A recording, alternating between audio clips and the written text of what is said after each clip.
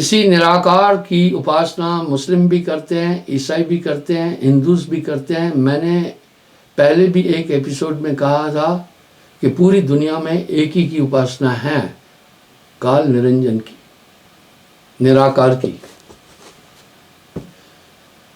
शून्य गुफा निवास कीनो भेद लय को ताए को, वह गुप्त भय उपन संग सबके मन निरंजन जानिए। मन पुरुष भेद उच्छेद देवे आप प्रगट आने। यानी निरंजन शून्य में निवास कर लिया, इसलिए तो सब निराकार कहकर कह रहे हैं नेति नेति नेति। वो वहां समाया, इसलिए ये शून्य ही ब्रह्मांड का रहस्य है, शून्य ही सृजन है, शून्य ही प्रलय है और शून्य ही निरंजन है। इसी को निराकार परमात्मा एक एलिमेंट कहा गया। क्या खूब कहा राष्ट्रपति रीगन के पीए ने, हम किसी शैतानी ताकत के हाथ में हैं, वही निरंजन है। वो शैतानी ताकत हम सबसे जो चाहती है वो कराती है। आप देखें ना दुनिया में कितने अनर्थ हो रहे हैं।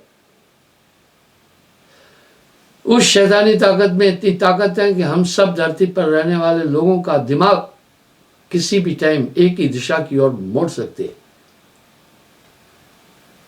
देखिए हो रहा है। मुझे यूं लगता है वो शैतानी ताकत हम सबको विनाश की तरफ ले जाती। अब यहां शून्य का रेफरेंस आ रहा है, शून्य में रचो सकल संसारा। ये पूरा संसार उसी शून्य के पावर से, इसलिए अनविजिबल है, हमारी इंद्रियां उसको नहीं देख पा रही है।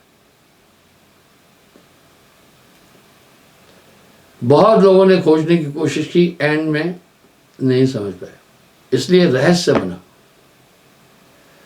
साहब वाणी में कह रहे हैं वस्तु कहीं ढूंढे कहीं, कहमित आवे हाथ, कहीं कभी भेद ही दिया तो पल में दे रखा। अब साहब क्या करें, जीव भय मतहीन परस अगम सो काल को। ये सभी जीवों ने परम पुरुष जानकर काल पुरुष को पकड़ा। जन्म जन्म भय खीन मूर्छा कर्म अकर्म को, ये कर्मों के अधीन बन गया। जीव सतावे काल नाना कर्म लगाए के, आप चलावे चाल कष्ट दे अपन जीव को। हर इंसान के क्रिया करने का एक विधान है, पहले संकल्प उठता है। उदाहरण के लिए आप में संकल्प उठा के मसूरी जाएंगे, ये तो संकल्प उठा। मैक्सिमम जितने भी संकल्प है वो मन के द्वारा ही उत्पन्न होते हैं, और बुद्धि उस पर निर्णय करती है। और बुद्धि किस पक्ष में जाती है? संकल्प के पक्ष में जाती है। और चित्त फैसला करता है, फिर अहंकार की क्रिया से हम कर्म करते हैं। यानी पूरे कर्म का विधान ही मन है। ठीक वैसे ही करना पड़ जाता है। जैसे संसद में पारित किसी भी विधेयक पर राष्ट्रपति के पास भेजा जाता है, राष्ट्रपति ने साइन करना ही करना है। हाँ, एक आध बार विचार के लिए, पुनर्विचार के लिए वापस भेज सकते हैं। दो बार भेज सकते हैं, उसकी अंतोगत्वा से साइन करना ही करना है, क्योंकि कैबिनेट और संसद का फैसला है। इस तरह जो मन का संकल्प हुआ उसे बुद्धि चित्त और इंद्रियां करना ही करना है। तभी तो साहब कह रहे हैं ना, मन तरंग में जगत भुलाना, मन तरंग में जगत भुलाना। इसलिए सभी कर्म वो करा रहा है और कष्ट दे अपने जीव को। कर्म का अधिष्ठा आत्मदेव नहीं है। आत्मदेव तो कर्म अकर्म दोनों से परे है। क्यों? जितनी भी क्रियाएं कर्म किए जा रहे हैं वो सब पंच भौतिक तत्वों से कंसर्न है। आप क्या इच्छा करते हैं? आप इच्छा ये करेंगे या तो कुछ अच्छा खाने की करेंगे, या तो घर बनाने की करेंगे, या तो बच्चे आ जाए ये करेंगे, या सुंदर स्त्री हो जाए वो करेंगे, ऐसी इच्छाएं करेंगे, ज़्यादा से ज़्यादा तीर्थ व्रत करने की इच्छाएं करेंगे। इसी में उलझा है संसार। ये सब मन केर खुटाई। इस तरह साहब कह रहे हैं, कर्म करावे आप कष्टदेव पुंजी को, और मन को कहीं देख न पाए नाना नाश न चाहे। जैसे स्वप्न देखने वाला अपने इर्द गिर्द सभी वस्तुओं को, सभी पदार्थों को तो देखता है ठीक से, पर खुद को नहीं देख पाता है। इसी तरह ये मनुष्य जागृत अवस्था में भी जगत के सभी पदार्थों को देखता है, अपने को नहीं देख पाता। कितना बड़ा रहस्य। सुबह दरियाव जहां हंस मोती चुके, काल का जाल तही नेरा। अब कह रहे हैं जब अंतर जगत में चला गया, देख दीदार मस्तान मन हो रहा, सकल भरपूर है नूर तेरा। वहां एक आनंद की प्राप्ति होती है, आत्म में परमात्म दर्शे। जैसे अग्नि से ऊष्मा भिन्न नहीं है, जल से शीतलता विलग नहीं है, आत्मा से परम तत्व विलग नहीं है। साहब के शब्दों में बहुत वजन है, पर लोग हल्के में क्यों ले रहे हैं? उन्होंने वाणी सरल का प्रयोग किया। साहब ने अत्यंत सरल वाणी का प्रयोग किया है, तो लोग उसको हल्के में ले रहे हैं। मैं कई बार बोलता हूं, भावनाओं का आदान प्रदान करना ही शिक्षा का लक्ष्य है। जो अपनी भावनाओं को जितने सुगम तरीके से अभिव्यक्त करता है, वो उतना ही बुद्धिमान है। तो बंधुओं, वहां पर फिर मन बुद्धि चित्त अहंकार न तहमा, मोड़ तोड़ना वृद्ध न वाला, वहां का वर्णन साहब कर रहे हैं। इसलिए ऊर्जा आत्मा की है और मतलब पूरा इंद्रियों का है। ये शरीर मन है, इंद्रियां मन है। ये निष्कासित किया गया है, उसे निकाला गया है, निकासित किया गया है उस लोक से। इसलिए आत्मा को ये पकड़कर नाना तरह के कर्म करा रहा है। बड़े सुंदर अलंकार से कह रहे हैं, सुबह दरियाव जहां हंस मोती चुके, काल का जाल तय ना ही नेरा। वहां मन की पहुंच ही नहीं है। यहीं पर ही तो पूरा विवाद खड़ा हुआ। 3 लोक में यम का राज, चौथे लोक में नाम निर्माण। 3 लोक प्रलय तराई, चौथा लोक अमर है भाई। नाना वाणियां, नाना शब्द उस लोक की तरफ जीव को खींचने के लिए, आकर्षित करने के लिए साहब ने वाणियों में कहे। ज्ञान की पील और सहज मत वालिया, अधर आसन किया अगम डेरा। अब देखिए साहब यहां क्या कह रहे हैं, कितनी टेक्निकल बातें हैं। कहे कबीर द्वैत भाषे नहीं, जन्म और मरण का मिटा फिर। द्वैत नहीं है, माया नहीं है, संकल्प नहीं है, विकल्प नहीं है। आत्मा सदा आनंद होत है, वाघर कबो न होत उदास। वो अविरल आनंद है। स्वर्ग आदि में जो भी सुख है थोड़ी देर के लिए है। कर्माणि क्षीणे पुनः मृत्युलोक, कर्म क्षीण होते फिर मृत्युलोक में आता है। वहां तह के गए बहुर न आवे, ऐसा देश हमारा है। अबधू बेगम देश हमारा है। चल हंसा सतलोक, छोड़ो ये संसार है। इसकी विधि पूरी साहब ने परोक्ष अप्रोक्ष दोनों रूप से बोल दिए। कहे कबीर द्वैत भाषे नहीं, जन्म और मरण का मिटा फेरा। ब्रह्म दरियाव तहां करत कलोल, सूरत की सीप तहां शब्द मोती।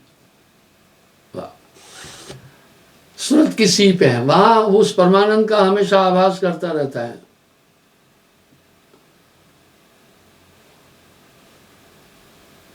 परम पुरुष अनूठे हैं। अरबों सूर्य उदय जो हुई, ऐते ही पुनः चंद्र लोक हुई। पुरुष रोम सब एक न हुई, ऐसा पुरुष दीदार है। तो वहां पुरुष संज्ञा क्यों दिए हैं? क्या वहां कोई ऐसा नर नारी जैसे हम दुनिया में देख रहे हैं वैसा है क्या? ना, पुरुष क्या हो तो पुरुष है नहीं। पुरुष हुआ आपा भौमाए। ये तो हम शरीर की रचना से पुरुष और स्त्री की गणना कर रहे हैं, वहाँ तहवा पुरुष होत ना नारी, वहाँ ये सब नहीं है। मन बुद्धि चित्त अहंकार न तहवा, वहाँ मन बुद्धि चित्त अहंकार नहीं है। तह के गए बहुर न आवे, ऐसा देश हमारा है, अवधु बेगम देश हमारा। वेद कितने भी पार नहीं पाए। देखिए ना, इन सबको लोगों ने एक ही बात करके समझ में नहीं आई, उन्होंने ठंडे बस्ते में फेंक दिया। छोड़ो, कबीर को जहां से आया वहीं से बोला। ऐसा नहीं है।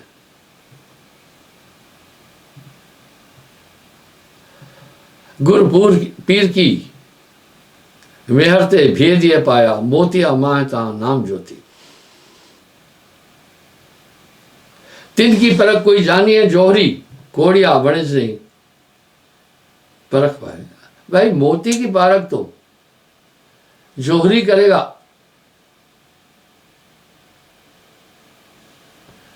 कोड़ियों का व्यापार करने वाला बनिया नहीं पा सकता है। कहे कबीर कोई होए मरजीवता, तो खेल दरियाव का हाथ आए। अब देखिए क्या करे, मरजीवता, मरजीवता कहते गोताखोर।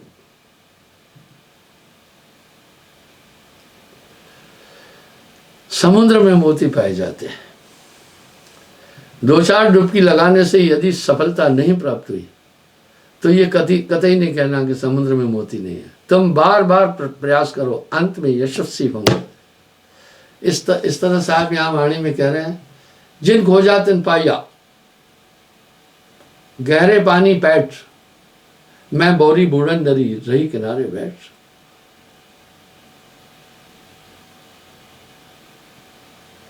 मरजीवता गोताखोर को कहते हैं। कहे कबीर होए मरजीवता, तो खेल दरियाव का हाथ आवे। कहे कबीर अब द्वैत दिखे नहीं, अखंड करुणा मैं राम राया। वहां द्वैत भाव ही नहीं है। पवन न पानी धरण आकाशा, रचना बाहर वो अस्ताना। अब साहब क्या कह रहे हैं, सो सदगुरु में भावे। इस भजन में साहब कह रहे हैं एक बार, आंख न मूंदे कान न रूदे नहीं आना दूर जाए। आगे वाली कड़ी में क्या बोल रहे, सत्य शब्द की अचल शिला पर आसन अचल जमावे। वाह, ये आसन अचल जमाए, सो सदगुरु में भावे।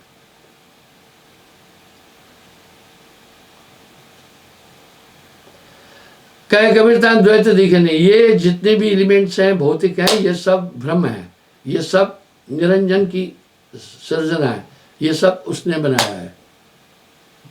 विष अमृत रहत एक संगा, मलयागर में रहत भुजंगा। खेल अज्ञात कोई साध भल पाया, महाप्रलय जन किया सोई। अब यहां महाप्रलय क्या किया, नानक देव जी से किसी ने प्रश्न पूछा, महाराज प्रलय का क्या होती है? बोला जब ये पूरी धरती जल में लय हो जाती है तो उसको प्रलय कहते हैं। बोला महाराज प्रलय तो तब होती है जब पूरी धरती पानी में समा जाती है। महाप्रलय कब होती है? बोला बेटे जिस दिन तुम मर जाएगा उस दिन महाप्रलय हो गई। वाह, नानक देव जी कह रहे हैं जिस दिन तुम मर गए उस दिन महाप्रलय।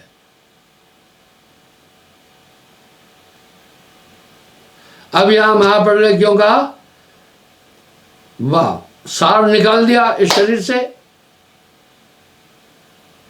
आत्मा तो सांसों में फंसी है और सांसें शरीर को चेतन कर रही है। आप देखो ना, ऑक्सीजन की कमी हुई आदमी मर जाता है।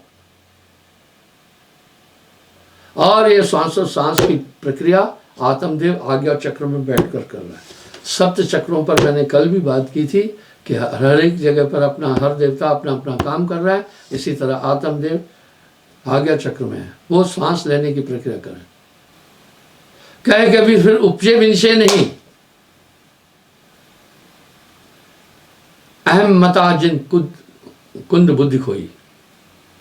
फिर कहते फिर जन्म मरण से न्यारा हो जाता। काल के जाल के भेद नहीं, राम में काल कहो कौन को खाई है रे। वस्तु में वस्तु और तत्व में तत्व मिले, जीव का नाम सो जाए रे। जन्म और मरण की शंक ना ही कटू, उसके बाद फिर जन्म मरण का हमेशा के लिए फेरा मिट जाता है।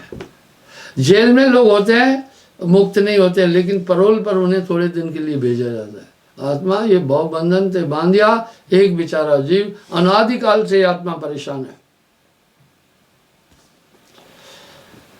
कहे कबीर सो पुत्र हैं पांगुला, चढ़े आकाश पर नहीं आवे, समुद्र उल्टा तबे सीप माही मिला, होए मोती ता सीप माही। बिंद समाना सिंधु में यह जाने बदलाव हुए, पर सिंधु समाना बिंदु में ये जानने बदलाव हुए। जो शून्य वो बिंदु है, पूरा ब्रह्मांड उसके अंदर है। शून्य में रचो संसारा, शून्य का है खेल सारा। कहे कबीर भेद बदलाल है, बिना जल खेत की कमल फूली। वो क्या कह रहे हैं, देखो कह रहे हैं बिना जल के खेत की और कमल फूलते हैं। वाह। बिन बादल जहां बिजली चमके, बिन सूरज उजियारा है, अवधु बेगम देश हमारा है।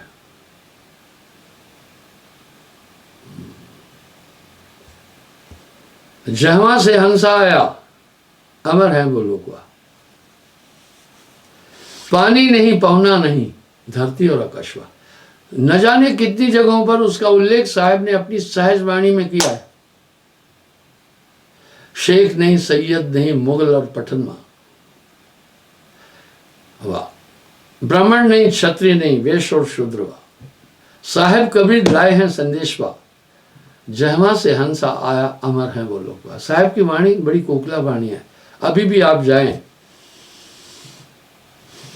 पूरब में जाएं, बिहार जाएं, मध्य प्रदेश जाएं, उत्तर प्रदेश जाएं, साहब के इन भजनों की वो धुन बनती है, लोग ये भजन गाते हैं। पर साहब यहाँ क्या कह रहे हैं, कबीर का गाया गाएगा, कबीर का गाया गाएगा, तीन लोक में मार खाएगा। कबीर का गाया बूझेगा तो अंतर्गत को सूझेगा। बीज के माए जो वृक्ष विस्तार हैं, यो चाह के माए सब रोग आवे। वो चाह के माए सब रोग आवे। कुछ लोग कहते हैं आशा ही जीवन है, मैं कह रहा हूं आशा ही बंधन है।